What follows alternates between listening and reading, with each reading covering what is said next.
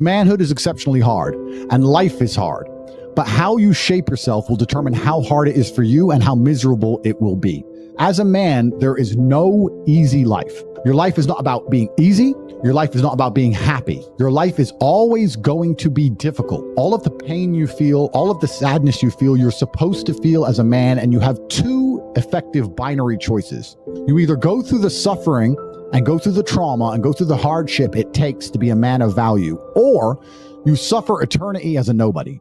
And being invisible, I would argue, is almost worse. You can have a very stress-free life if you work in Starbucks. You don't care about the Starbucks once you clock off. You go home, you play video games, and you exist until you die. That's stress-free, but you have to suffer being a nobody. Alternatively, you can go out there into the world, try and implement your mark on the world, work hard, try to get rich, more money, more problems. You can try and start a business, the stress of that. You can lose your girlfriend because all you're doing is working. This is a new level of stress, a new level of trauma, but at least you'll be a somebody at the end of it. There's two ways to suffer. You either suffer as becoming a somebody, or you suffer as a perpetual and forever nobody. What did Napoleon say? He said, "Glory is fleeting, but obscurity is forever." Absolutely. Glory is fleeting, but obscurity is forever. And when he says fleeting, that's a really good point, because everything in life is rented, especially your glory as a man. When you have a good body, it is not a good body as complete. It's not finished. You haven't completed the task. You have rented that good physical condition. You must train every day to retain it. Everything is rented. Your body, you don't just get a good body and you're done. You still have to go to the gym every day to maintain that good body. You don't just get a hot girl and it's done. You still have to work hard for her to always love you and respect you. You don't just start a business and now you're rich. No, you have to start a business and work on that business every day. If you take your eye off the business, it will fail. Everything in life is rented. So when he says glory is fleeting, he's also absolutely not correct, because glory is fleeting and you have to constantly and endlessly work for it and make sure that you never stop. Otherwise, it will be taken from you. But obscurity is forever. If you never make a mark on the world, then you effectively never existed. And when you're gone, nobody will care. The reason our Father is discussed at length is because of who me and Tristan are. And the reason we will be discussed forever is because who our sons will become. And that's very important, because you have a duty to your ancestors and you have a duty to God. So you must make a choice. And this is genuine choice for you people at home. Do you want to live in obscurity forever and be invisible and not matter and have an easier life? I would argue that it's not easier, because in your heart and in your soul, you're going to feel guilty knowing you could have been something you're not. Or do you want to try your absolute best and struggle and suffer every day of your life, paying the rent for all of the amazing things around you?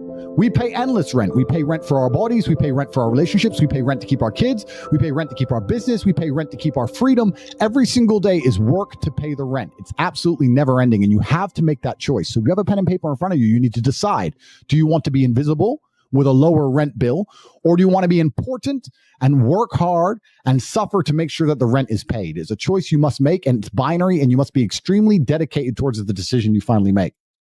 Absolutely everything as a man is your responsibility.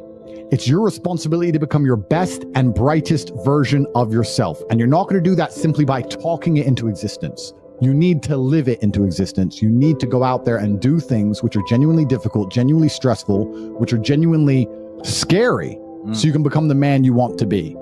So you have to take responsibility for these things, and you have to seek them and choose and find the correct difficulties for you to overcome, so you can build a character worth having. I believe that it's pain that teaches. I don't believe men especially can learn any way besides pain. We talk about learning a lesson the easy way or the hard way, and I'll tell you something. We've all been offered chances to learn a lesson the easy way our entire lives. And guess what? We didn't learn anything, and we kept doing it.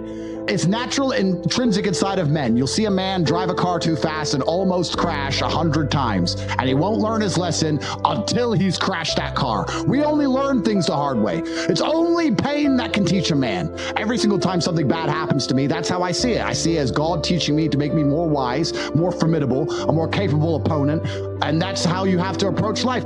Every single hero in every single movie goes through adversity. There's never been a hero movie where all he does is win. No, to be a hero, you have to suffer. If you're suffering in some degree, even if you're a normal guy with a normal job and you're suffering at your job, or you're heartbroken because your girl left you, or whatever, if you're suffering, that's part of your hero's journey.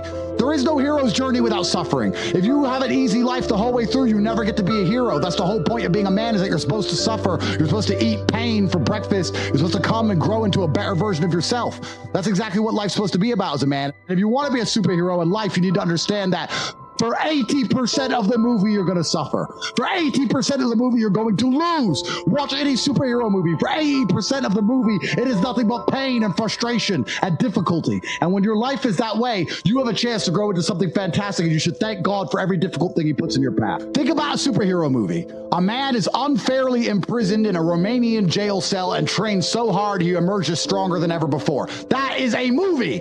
You get to live a movie as a man if all you had was some balls. We are living movie scripts. Why? Because we have bravery. Most men sit there and wonder why they're depressed because you don't get to live a movie. You're not the main character of anything. You're not even a secondary character in anyone else's movie. You're an unimportant nobody because you were afraid your entire life. You've lived like a coward your whole life. You were afraid of what might happen if you have some balls. And then you wonder why you're depressed. I'd be depressed if I was you. Of course, your life sucks. I'd rather go to jail as me than live free as you, because when you're free, you can't even do anything. You can't go where you want, you're broke. You can't have sex, girls don't want you. You can't speak because no one listens.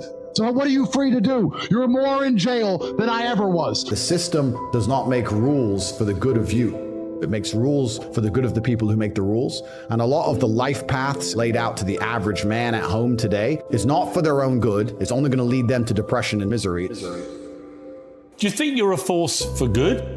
I absolutely not really know I'm a force for good because I'm a force for truth. And truth is a good thing. Without truth, we're going to end up in absolute tyranny and slavery, and we're already on our way there. I think there's a whole swath of the population, especially young men, that feel disenfranchised. I haven't put a magic spell on the world. The fact that people like what I say means that they agree with me deep inside. They may be afraid to say it themselves, but I am seen as a bastion of free speech and a bastion for masculinity as a whole, because a lot of men are largely forgotten about. I mean the best for people. I want everyone to be successful. I want the world to be a better place. And I think the world's a better place based on the back of strong men who stand up for what they believe in. I think that's how the world's always been a better place. The Matrix programming says the opposite. They're telling us that to be a better place, all the men need to be weaklings and compassionate without any morals or without any hard lines or beliefs. And they must talk in a very, very soft way. And we need to be very, very compassionate and very, very tolerant and all these things. But if you look at history, the only times things were peaceful and nice is when strong men stood up with their swords and said, no, this is mine and this works this way. No one's going to come fuck with it. I think that masculinity and strength is what makes things beautiful. It's what preserves things, and it's what we need more of. This is what's missing from the world. Masculine men have a duty to provide and protect those they care about. We have a duty to do things we don't feel like doing because we know we're supposed to do them. And it's your duty as a man to stand up and say, I want to be as important and strong and good-hearted and God-fearing as possible, and I need to work hard to achieve those things. If you cannot control your own mind, then you are just a feather in the wind of life. Because your own mind is the only thing you can control. You can't control the weather. Right. You can't control other people. You can't even control whether your heart stops beating. You might have a heart attack tomorrow. You can't control anything besides what you think. There's no such thing as too much masculinity if it's genuinely masculine. Genuine masculinity is not out here to hurt people. It's absolutely the opposite. It's out here to protect.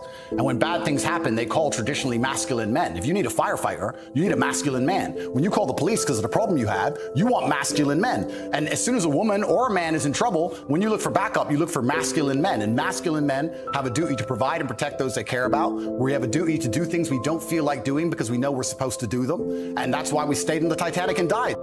And the dangerous thing about overly emotional men is that they're dangerous. They're genuinely dangerous. This is what's crazy. All these people who talk about toxic masculinity and how bad it is for men to be traditionally masculine. A traditionally masculine man does things he doesn't feel like doing because it is his duty to do them. He charges into the building because it is his duty. Not because he feels like it, because it is his duty. We're now teaching the new generation of men that they don't have duty and they can just act on their feelings and act how they feel, and they don't have to act as a man should. Do you know what happens when you get men who just act how they feel? You get school shooters, you get violence, you get rapists. Men who do not control their emotions are dangerous. If you find a man who is stoic, he's not going to hurt people. He's going to sit and think about his actions very carefully, and he's going to be a good man who protects and provides for his family. You find a man who just acts out on impulse and does whatever he feels like, you're going to find a dangerous man. Sitting here telling men to cry more and act with their feelings and it's okay to feel this way, that way, etc., and have no self-control. That is why we have the problems we have in the world. Absolutely and utterly wrong. So when they talk about toxic masculinity, they have it completely inversed on its head, completely and utterly wrong. We need to be teaching stoicism. We need to be teaching young men to understand that the world is very, very difficult. It's hard to be a man. You're going to feel bad sometimes. You need to suck it up and perform anyway. Not to sit there and cry your eyes out or blame other people. We're living in a comfortable world now where people think, oh, it doesn't matter, it doesn't matter. But you know what? To some degree, it does matter. It does matter, and I'm going to tell you who it matters to. It matters to your soul, and it matters to God. I stand in the mirror with a pure heart, I know I am the best version of me that could possibly ever exist. I know that God is proud of me. There's nothing that God hates more than sloth and laziness. If God were to create a man and that man were to sit around and do fuck all, God will frown upon you. It's why you're never lucky.